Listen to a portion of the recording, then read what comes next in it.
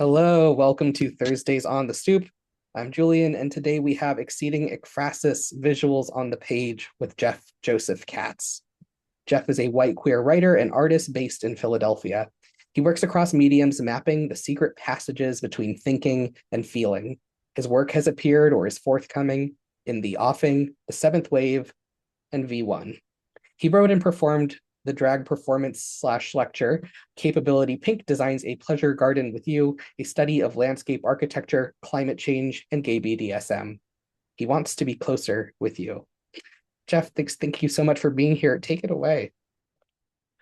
Thank you so much for that wonderful introduction, Julian, and for arranging this entire thing. I feel really lucky to be here.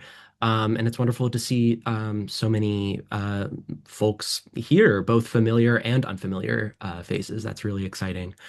I'm really thrilled to talk with you all about one of my favorite things, media specificity. So let's get started. Um, let's see. Are you guys seeing the second slide? Just making sure it's showing. No? Very interesting. Hmm. Give me just one moment. There it is. All right, are you seeing the second slide now? You're not. Oh, yes? Perfect. Great. Okay, so hi, I am Jeff Joseph Katz. As you just heard, I'm a white queer writer, visual artist, and performer based in Philly. I've written essays, I've performed lectures, I create comics, and I'm always looking for new ways for stories to make an impact in unexpected ways. I'm also a filmmaker, animator, and theater designer. So as you can tell, I navigate a lot between forms. I still consider myself primarily a writer because that's where the origin of all my work comes from. But it means that I've noticed a lot about the strengths of particular media, what they do well, what they struggle with, and what happens when you combine them. So much of this workshop comes from things I've noticed or have accumulated over years of reading and writing hybrid work. It's all subjective and not backed up by research. So, what will we be doing today? I'm going to be discussing a few ways you as a writer can use images to create unexpected effects on the page. By the end of this, I'm hoping you'll have an expanded view of the possible interactions between images and text beyond the forms that we already know well, like picture books, traditional comics, data visualization, and ekphrasis. This is not going to be a deep dive into any of those forms, but rather a more granular look at some of the more experimental techniques that you could apply anywhere. Some of them are really more ways of thinking than anything. So we're going to start with a mini lecture where we're going to break down a few terms. Along the way, we'll analyze excerpts from a few hybrid works and a few traditional works. And then we'll do a short generative exercise to try experimenting with these techniques. And at the end, I'm going to give a few concrete resources for anyone seeking to continue with hybrid writing. As you can tell, terminology can be kind of loose when we get to this space between mediums. Writing with images while dry is probably the most accurate term for what I'm going to be talking about, but a lot of literary spaces or publications use the term hybrid work or graphic writing or visual poetry. Putting this workshop together has actually been quite a challenge in terms of learning how to articulate all of these and the fine lines between them. So please use the raise hand function at any point if you have questions or need clarification. A few more notes before we begin. I'm going to address AI at the end. So if you have questions about that, please hold off until then. Also some like copyright ideas. Um, and also some of the works that I'm going to be touching on, especially towards the beginning, deal with some heavy topics, most notably anti-Black racism. So if, you got to leave at any time, it's a free workshop. Um, yes. So first, we have to address perhaps the most important underlying question, which is, what's the fucking point? Why should you, as a writer, care about images? On an artistic level, why would you ever rely on an image when a reader's mind can be the most effective painter to bring your words to life? Well, the images you use don't have to be a redundant echo of your writing. In fact, it shouldn't be, I would say. There's no reason to seek duplication of your words in image form. I wouldn't even call that an illustration. Ah, illustration. That maligned term reserved for the lowliest of artists. At least that's what my art school professors would have me believe. But the term comes from the Latin verb that means to light up. You are illuminating something. You are making something invisible visible. You are not making it simple. You are making it clear. Sometimes when you make something as clear as possible, all of its nuances and its contradictions are most apparent. Illustration is about communicating those complexities to the reader. This doesn't just go for fiction, but also for essays, arguments, and for many poetic effects as well. It's all about communication, the desire to connect with an audience, which is not the goal of every artist, but it is the goal of every storyteller.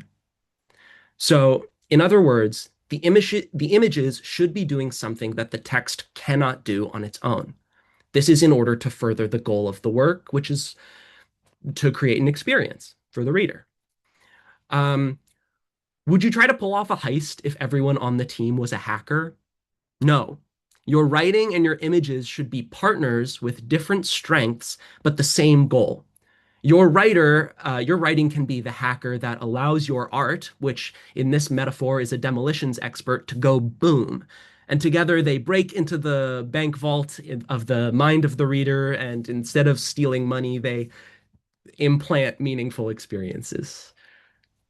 Right? Yeah.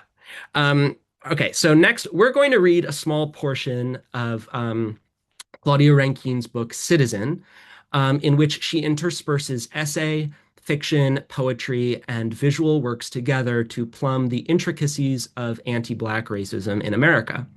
So, while unsettling, there are no slurs or depictions of physical violence in this, just so everyone's aware. Could I have a volunteer to read the segment on the next slide? Would anyone be willing to do that? It's really good, I promise.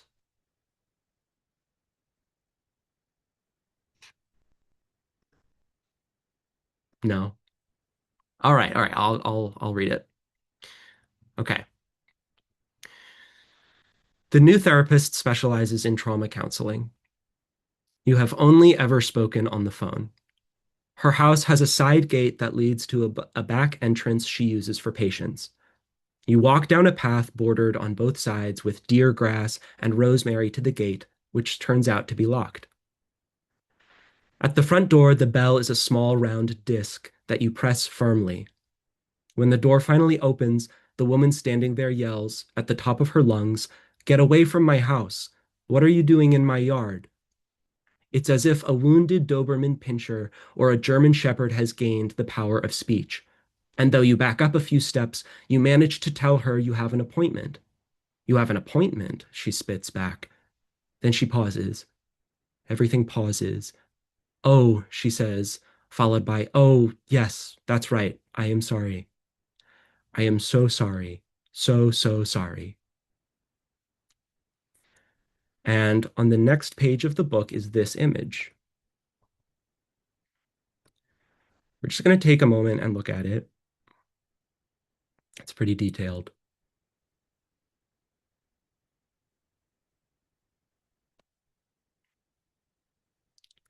Does anyone want to share any few initial reactions? Like what kind of effect this image might be having, especially in light of the previous passage?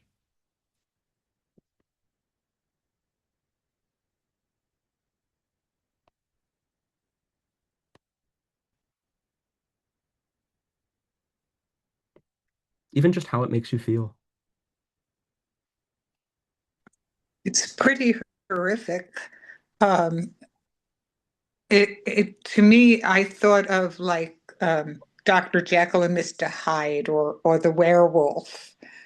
Mm. I don't know this book. I don't know the author. Maybe you could, write it down so I can check it out. But uh, if someone's going to a therapist and this is how they're approached, man, I would be out of there in 2 seconds.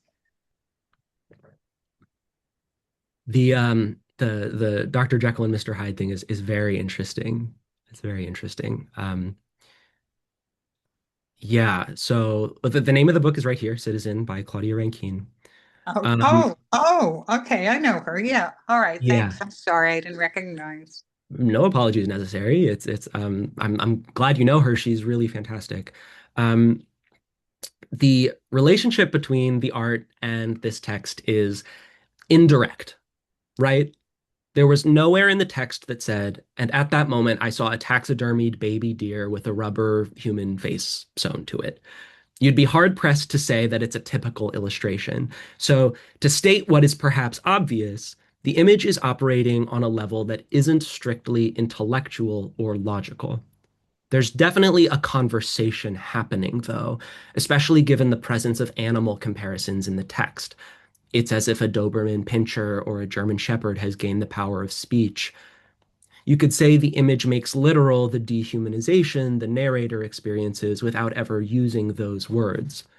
But which is why I thought it was very interesting the comparison that you made to Dr. Jekyll and Mr. Hyde, especially the that element of it. But I would argue there's even more going on.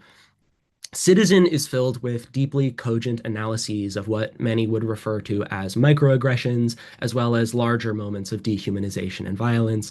But there are also many anecdotes that Rankine chooses to describe and then not explain, almost as if she's going, what else is there to say? Here we are. The role of this image reminds me of an expression in the theater world that explains the logic of stage musicals. The characters speak, but when speech is not enough to contain their emotions, they sing. When singing is not enough to contain their emotions, they dance.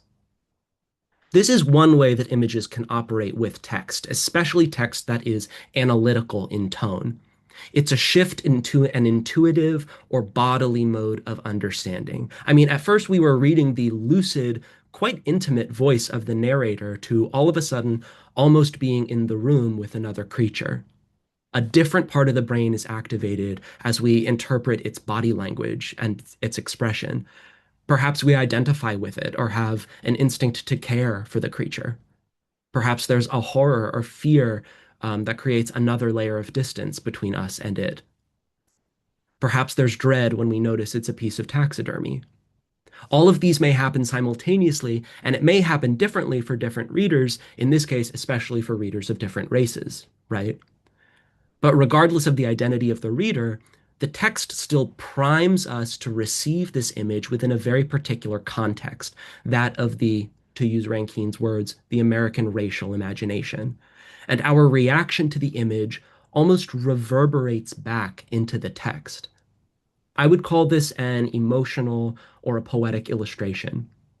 It illuminates by approaching from a different angle, by eliciting all of those simultaneous feelings that we're talking about, the ones that are very hard to put into words. And to be honest, if we could articulate it well with words, then maybe there would be no need for the image, right? This is an example of an intentional gap between the image and the text. And our minds, as pattern recognition machines, will generate meaning from the context between them, like lightning jumping between two poles. Maybe I'm repeating myself at this point, but the image and the text are doing two different jobs towards one goal that they could not achieve apart from each other. I'm not saying everyone's images are or should be this poetically driven, but when you're writing with an image, it's always helpful to ask, how does this bring the text into a new place that it can't go on its own? Either intellectually or emotionally, what does this image illuminate? This particular artwork also acts as a point of rest for the eye. There's a lot of detail to absorb, as I noted. There's a lot of context to parse, which brings me to my next way of thinking. Um, who has heard this term before? The time-based medium. Can anyone tell me what a time-based medium is? Um, or what they have been told it is, or what they've intuited?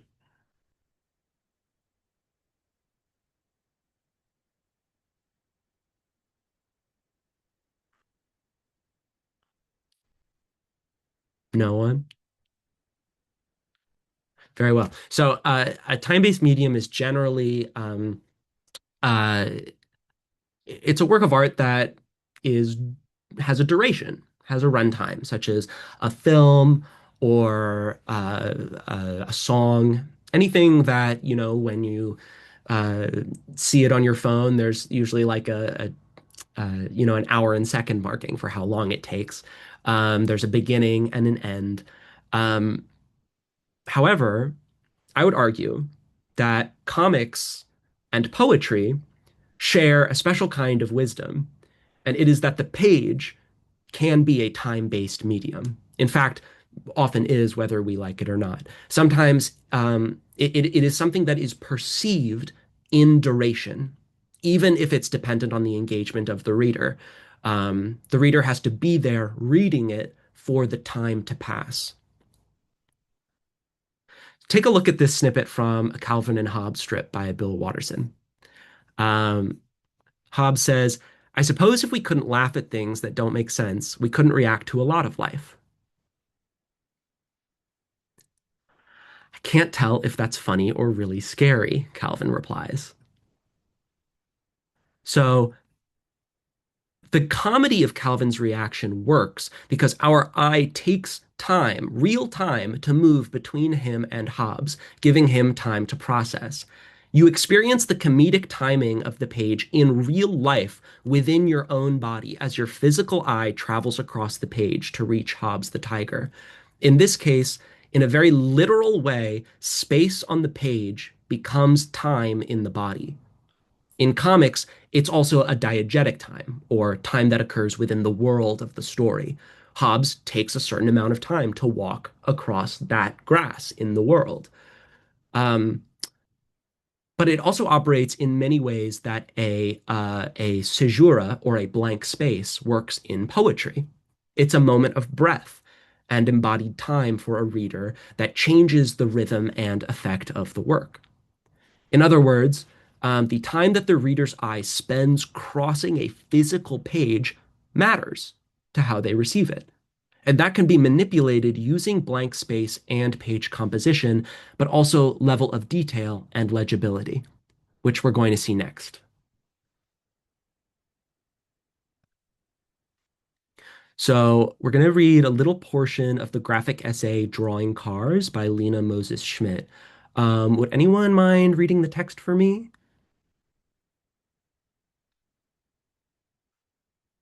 I'll go.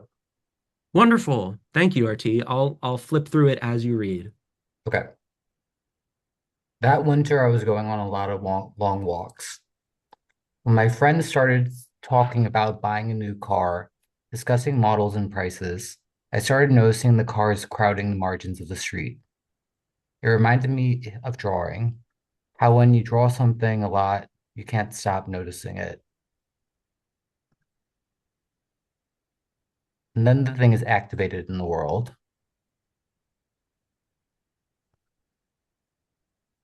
It becomes almost unfamiliar, easier to engage with it, question it.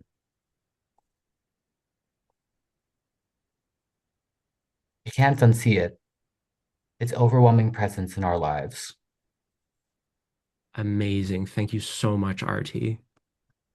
Um, yeah, so this is how it's composed on these two pages. Any initial thoughts? Any ideas about why Lena Moses-Schmitt decides to draw the cars in these different ways?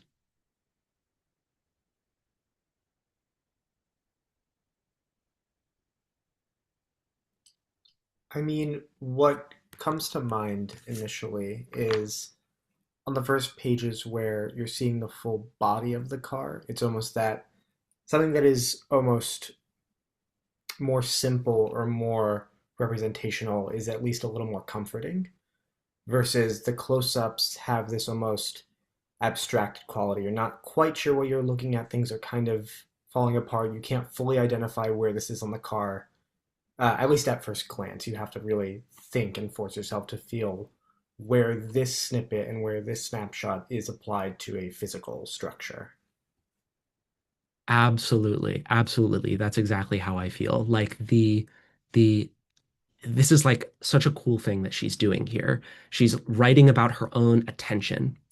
And by steadily adding detail to her drawings of these cars, she actually compels us as readers to enact exactly what she's describing, spending more and more time registering the cars as not just icons, but things that are worthy of attention, something worth spending time on. And then on the next page, like you said, by cropping the drawings, she forces us, it defamiliarizes it.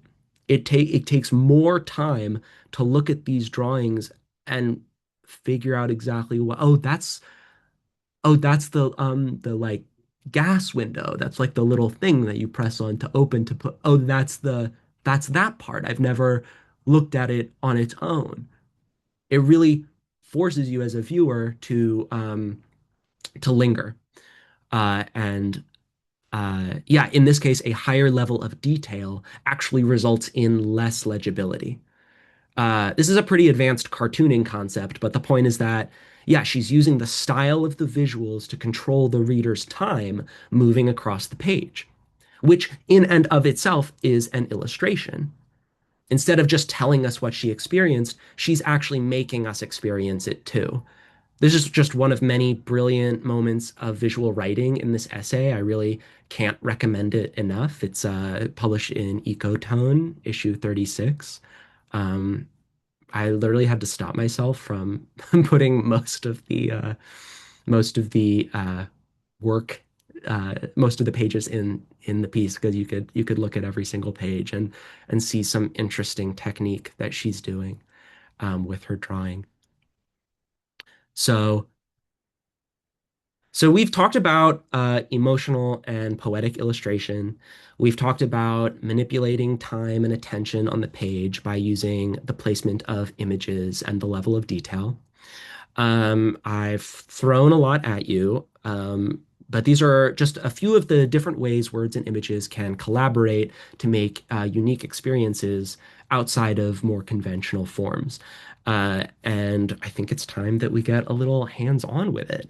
But before we do, are there any like questions or clarifications that people uh, want or any reflections that I skipped over?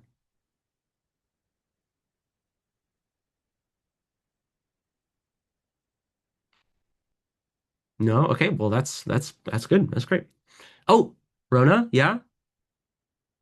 Hi, thank you. I'm really interested in what you were talking about, like that jump in meaning between the words and the image. Um, I guess I never know how much um is too much, if that makes sense, like how much is too disorienting for the reader, um, slash how much I need to kind of spoon feed the reader. I don't know if you have any advice on like where you find that balance. Totally. That is a that is kind of the question in a way. Uh I personally find that when I've been composing a work, um I will lean more in the this is just personally, I'll lean more in the direction of less information. Like if that's what I want, if I want the reader to like make that connection, I'll put less. Um, and then if I give it to a test reader and they are confused and they really have no idea what's happening, I'm like, okay, so there needs to be um, a little bit more of a clue or a priming that needs to happen here. I think you see it happen in Citizen with the language that she uses. Not just comparing the therapist to the dog, but also she actually names one of the plants as deer grass. So already the idea of like a deer or a prey creature is kind of in the mind of the reader as you're going through it, which kind of prepares us in a way for the image. Um, and yeah, it really matters a lot with what you're writing about because sometimes when you're writing about something very everyday, like a car, the expectations in a reader's mind and the visuals that we have are we've got a lot of data in our car. If you live in an urban environment in the United States, you know what a lot of different cars look like. You can recognize a lot of different versions of it. Um, or it's so familiarized to you that when you're writing about cars, uh, you have to start from that point. At least if that's who your audience is. It's a delicate dance, I would say, figuring out how much information to that the words and the images should have to create that like spark within the reader's mind. And of course, it always depends on who the reader is. Um, so I think it's probably a feel thing, something that um, develops along with a person's voice as a writer. I feel like that's been the case for me. Um,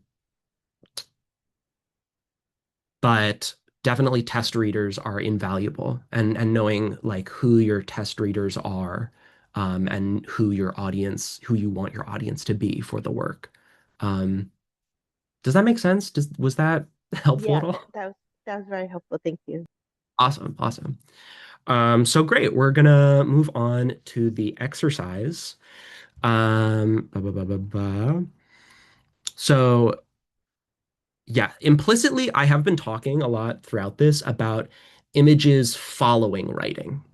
Right? Writing comes up with the idea, and then the images find a new way to progress the idea, because that's usually how I operate. As I said, I am a kind of a writer first and foremost. But we're going to try a unique sort of challenge where we are going to write in response to the image that I asked you to find before this workshop. Uh, if you don't have one, that is again totally fine. Um, I would just ask you to like take a moment right now and pick uh honestly like an emoji. For those of you who are familiar with emojis, if you have a favorite emoji, just kind of picture that in your mind and pretend that you have like a little piece of paper with it written on it. Let's say it's the size of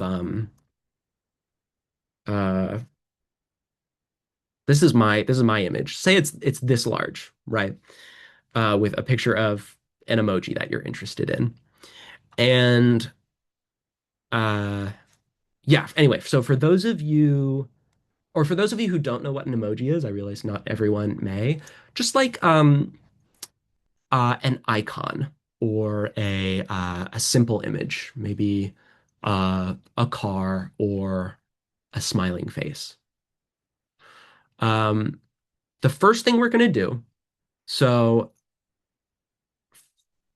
take your image either physically or in your mind if you don't have one, uh, and just take a moment and ask, why did you choose this image? What about it interests you? And what does it make you think of or feel? Just come up with one phrase. Don't overthink it. Just the first impulse that comes to mind, even just a vibe. Honestly, having a vibe is probably the most important thing. So let's just take like 10 seconds and just think.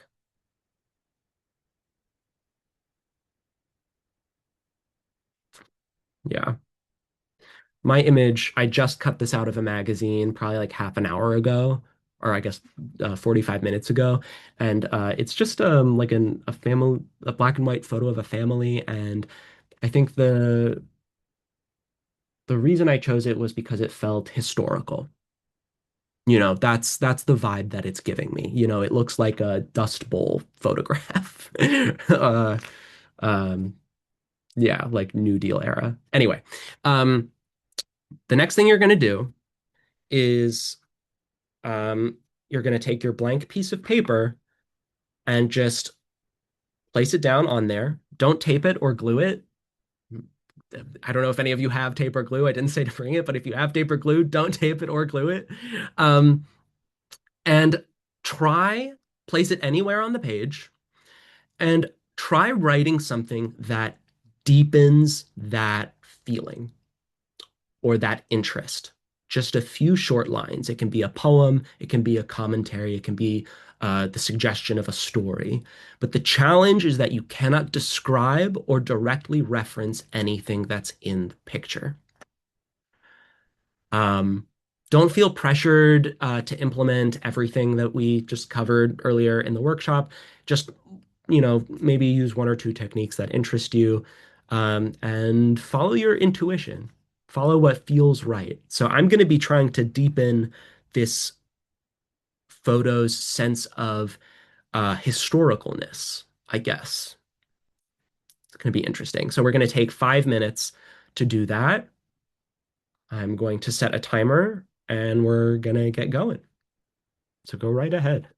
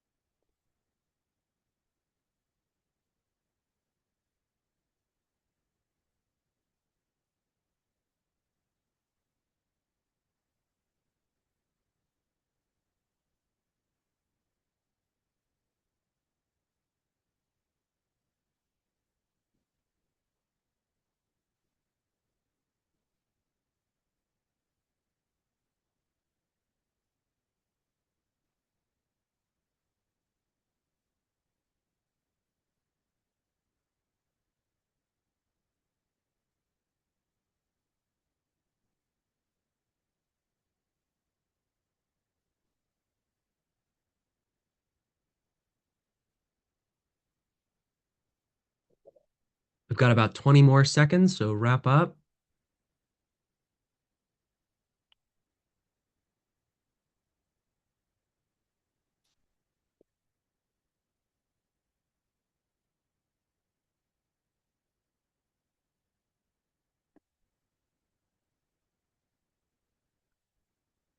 Okay. Okay, that is 5 minutes. Now we're not quite done. Um, uh, what I'm gonna ask you to do, just so that you can remember where you placed the image on this, just like mark where the corners are. Just like put a little so that you can remember um, where you placed it. Because what we're gonna do now is you're gonna remove the image. You're gonna flip your paper over on the other side, which hopefully is blank. I realized I never specified that it could be a double-sided page. If not, you can get another piece of paper. Um, and we are going to try again. But this time we're going to try writing something that subverts what you were interested about this image. So the phrase or the vibe that you came up with. If you said you chose an image because it felt cool and alien, what can you write to make it feel familiar? Where can you place the image on the page to emphasize that? And if you said you chose it because it feels really, really elegant, um, what can you write to make it feel gross? You know, I, I'm I have this paper that I thought felt historical, and now my job is to make it feel um, as hyper contemporary as possible through the writing. Um, which is going to be a challenge. I'm, I'm not sure how I'm going to do that. But consider placement on the page. Consider scale. Think about the time it takes for the eye to move from the image to the text, or vice versa. And remember, you can write with handwriting as big or as small as you like. You know, you don't have to write with your normal. You can do big old words around there, um, because no one's the boss of you. And you can even write on the image if it's not too glossy, you know, that's also possible. All right, let's take 5 more minutes. Um, great, I'm going to start the timer right now. We're going to try to subvert these images.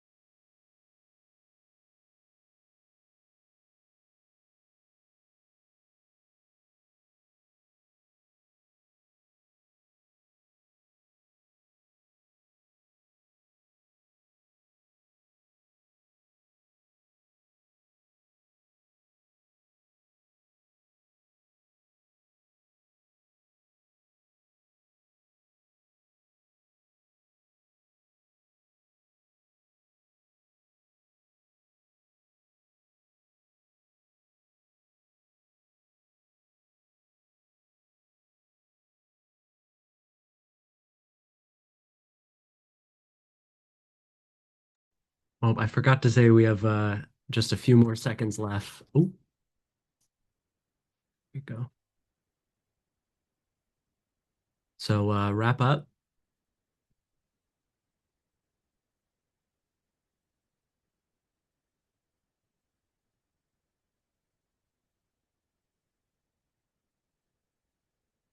All right.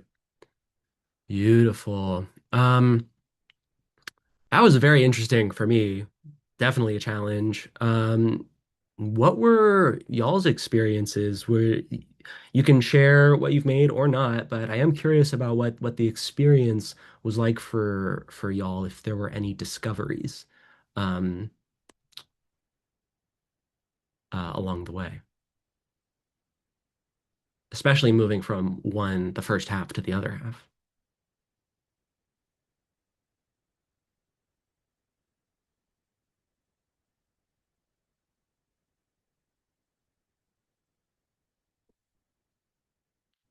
Anybody?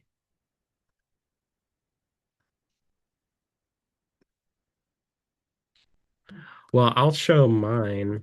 I tried for the first part, trying to make this image feel really historical. I decided to put it right smack dab in the center because I thought it kind of looked like a matted photo, and mattings on photos feel very kind of stuffy and historical to me. And then decided to write real little along the bottom, almost like a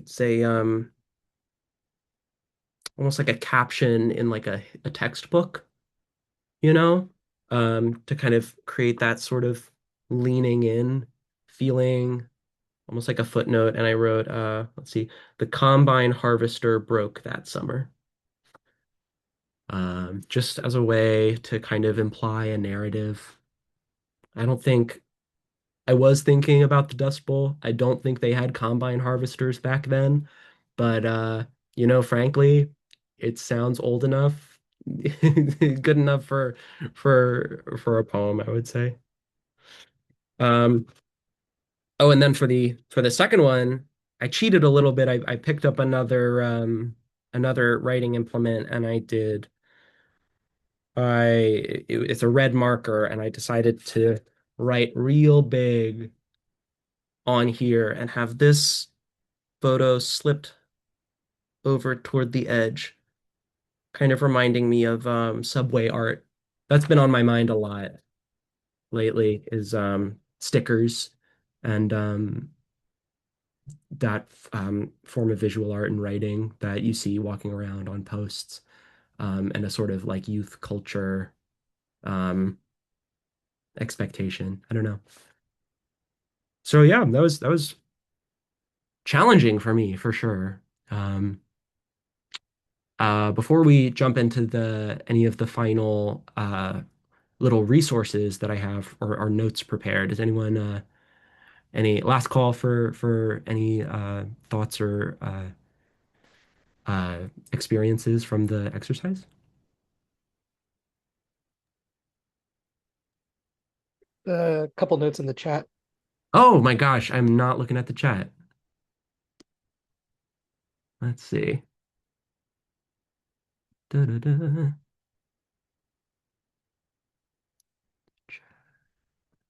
Here we are. Oh my gosh, there's been so much happening in here. Okay. Yeah,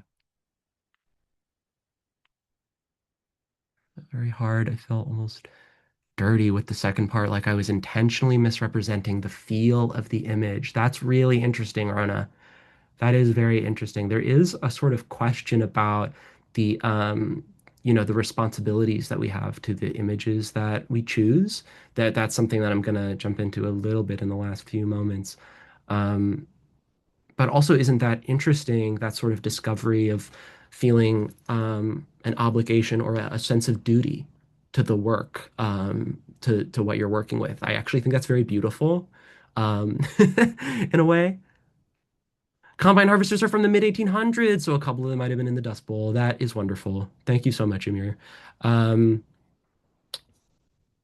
Beautiful. Thank you for those insights. Okay, we're gonna jump forward a little bit. I know we're coming up on time. So a little note on fair use and copyright stuff if you're appropriating images. This is not legal advice. I am not a lawyer. I am not your lawyer. But generally, artwork that appropriates and substantively alters images, like creates new works with them, especially for commentary, is protected on what's called fair use in the United States. Always worth researching if you're not sure, but a lot of it has to do with the manner in which it's used and whether you're making money off of it, or any like uh, significant amount of money. There, artists have been appropriating, visual artists in particular, have been appropriating imagery from big corporations for years. There's a really strong uh, precedent for that sort of usage. But if you're skittish at all about the legality of appropriating an image, you can always use public domain images, which are some of my favorites. Take your own photos or draw. And you do not have to be uh, trained in drawing or be able to draw like very, intricately to create a strong effect as a writer. Um, Sometimes just pasting an image down and scribbling all over it can create a strong effect depending on what the image is. Um, and I always personally, I love pen and paper. I love seeing things and touching things with my own two hands. I like seeing something I love about Lena Moses-Schmidt's work, as you saw earlier, is that it's handwritten. Her text, she doesn't use fonts, and I love being able to see a writer's hand in what they make. Personally, I think that's very affecting inherently. But there are a few of my favorite public domain databases. Wikimedia Commons is she's been there for me in hard times. But the public domain review is fantastic. They curate some of the most interesting public domain images and commission or solicit, I don't remember, essays and historical coverage of um, the artworks that they find. You find some really, really interesting work on the public domain review. It's half image database, half history journal, effectively. Um, Next, a note on AI, as promised. Please don't. If you are averse to drawing or taking photos, it may be tempting, especially if you have a specific idea for an image in mind, to simply have AI generate it for you. This is becoming more and more common. There are many people smarter than myself who can discourse about AI until the sun goes down. But the thing I can say for certain is that you will become a stronger, more imaginative person if you have to search for an image. It forces you to refine your goals, figure out what you want, to negotiate with the unexpected things you find. And often, speaking from experience, you find something, lots of things that you could never have predicted. And that you then have a new opportunity to respond to as an artist, real things that exist in the world. Um, of course, the environmental impacts of AI are devastating. Of course, it funnels even more money into the wealthiest pockets in the world. That's been covered. But artistically, when AI gives you everything that you think you want, you as an artist are robbed of the opportunity for surprise. And surprise is a necessary ingredient of any good writing. I wholeheartedly believe that. When you use AI, you harm yourself and your work. That's my 1 minute soapbox. Uh, Here's a few little last minute tools, free tools for working with. And this will all be available in the slideshow uh, uh, afterwards. So there's links in here that people can find. Julian did a fantastic free workshop on free digital tools for writers that draw on some good work for visuals.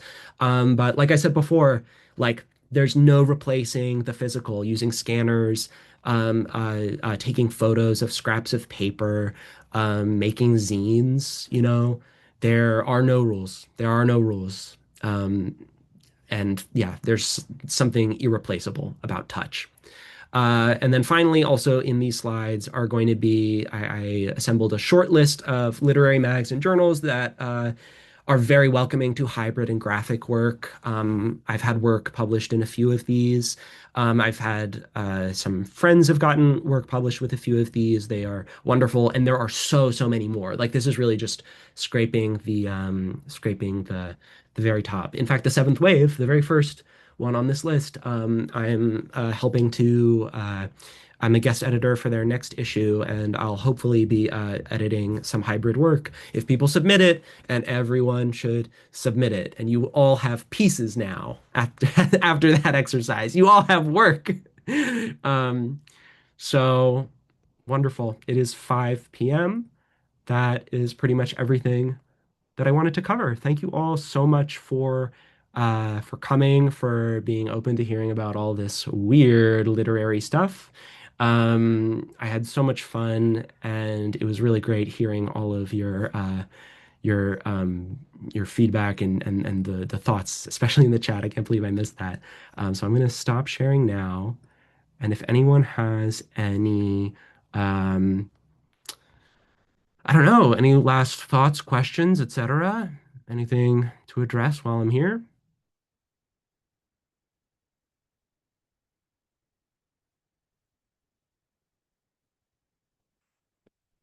Wonderful. Well, thank you all so much for coming. And I hope everyone has a wonderful rest of their Thursday and a great winter. Really stay warm and enjoy the holidays. And write because creativity can never be replaced, ever. Thank you to Blue Stoop. Oh my God, look at Blue Stoop classes. Go to Blue Stoop events. They rock. They rock so hard. Um, yeah, just great. So thank you all. Thank you so much, Jeff. Uh, that was really great. I really enjoyed that, and I know others did too. I've just posted some links in the chat. There's a link to a feedback survey so you can let Jeff know what a great job he did. I mentioned earlier that our fall classes have just wrapped, but we still have a recording of one of them, a masterclass with N.K. Jemisin, available for watching online as a recording. So I put a link to that as well. Upcoming events this Sunday is our year-end celebration and student showcase in South Philly. If you're local, we'd love to see you there. You can check out tickets and also our ongoing virtual silent auction, which supports programs like this one, scholarships for low-income students. So check those out where it says support Blues. And of course, you can subscribe to our weekly newsletter sessions and more. Thank you again.